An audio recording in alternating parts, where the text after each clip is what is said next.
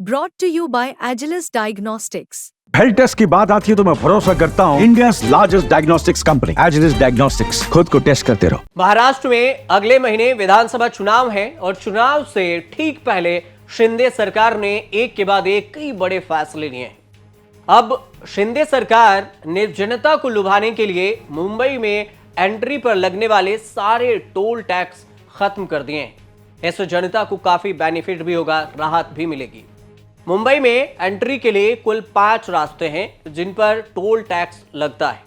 इन पर 14 अक्टूबर से कोई भी टैक्स नहीं लगेगा और यह टैक्स हटाने के फैसले में कहा गया है कि छोटे वाहनों यानी कि बाइक, कार सभी पर लागू है। हाँ, इतना जरूर है कि कमर्शियल वाहनों पर पहले की तरह ही टैक्स लगता रहेगा।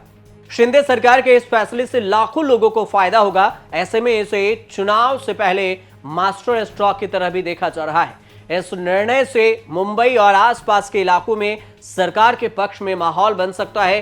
खुद एकनाथ शिंदे ठाणे से विधायक भी हैं। सीएम रहने से पहले कई बार मुंबई में एंट्री पर लगने वाले टोल के खिलाफ प्रदर्शन भी कर चुके हैं और अब सीएम बने तो टोल फ्री कर दिया।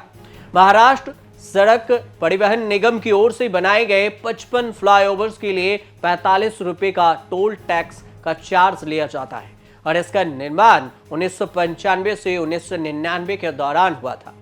मुंबई में एंट्री करने वाले सभी 5 टोल नाके पर अब सभी हल्के वाहनों का टोल खत्म करने का फैसला लिया गया और इस टोल टैक्स की वजह से वसूली के कुल 5 स्थानों की बात करें तो मुलंड चेक नाका है और मुलंड ईस्टर्न एक्सप्रेस वे है और एरोली नाका है और मनखुर्द नाका है। 5 नाके हैं जहां से टोल टैक्स लिए जाते थे। मुंबई एंट्री पॉइंट पे महाराष्ट्र से लोग आते हैं और मुंबई एंट्री पॉइंट पर टोल नाका पर ट्रैफिक जाम होती थी।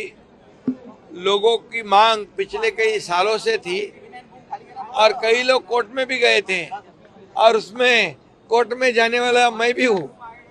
तो आज मुझे समाधान भी है, खुशी भी है कि आज मैं मुख्यमंत्री के कार्यकाल में, हमारे महायुति सरकार के कार्यकाल में आज ये लाखों जो कार प्रवासी है, लाइट मोटर प्रवासी है, उनको टोल में से माफ़ी दी गई है और निश्चित रूप से इससे उनका समय बचेगा, पोल्यूशन कम होगा और यहाँ पर ट्रैफिक नहीं होगा और इसलिए फ्यूल बचेगा और इसलिए ये बहुत बड़ा एक ऐतिहासिक निर्णय, ये मास्टर स्ट्रोक है।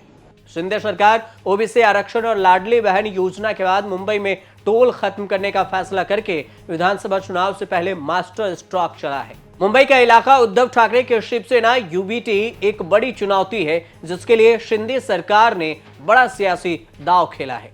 चुनाव से पहले शिंदे सरकार की ओर से लाडली बहन योजना की शुरुआत भी की गई थी। इससे महाराष्ट्र सरकार राज्य की महिलाओं को वित्तीय सहायता के रूप में हर महीने 1500 रुपया दे रही है।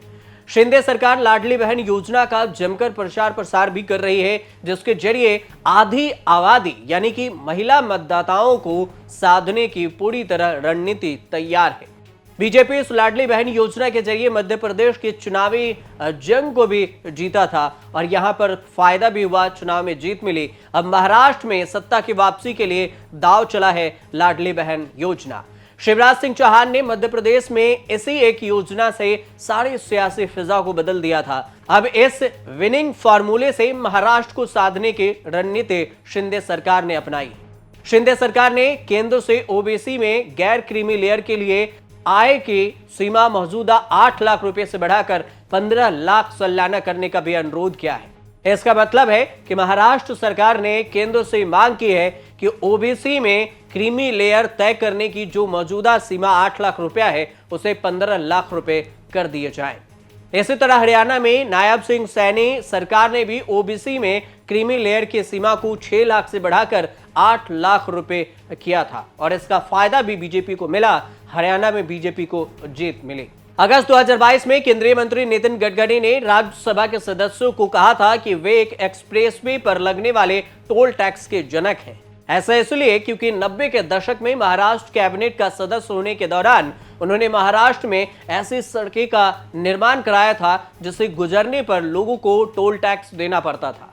प्रश्नकाल के दौरान 2022 में विपक्ष के सवाल का जवाब देते हुए नितिन गडकरी ने यह बात कही थी कि साल 2014 से पहले भी उन्होंने कहा कि जब यूपीए सरकार थी तब शहर के क्षेत्र के पास टोल प्लाजा बनाया गया था, जिस कारण तब से अब तक सभी को इसका भुगतान करना पड़ता है टोल टैक्स के रूप में। यह बहुत ही दुर्भाग्यपूर्ण और गैर कानूनी है। सौभाग्य या दुर्भाग्य से मैं इस टोल का जनक हूं, क्योंकि इस देश में पहली बार मैंने टोल सिस्टम शुरू किया और बीओटी जो बिल्ड ऑपरेटिव ट्रांसफर को पहली परियोजना महाराष्ट्र के ठाणे से ही शुरू की गई थी।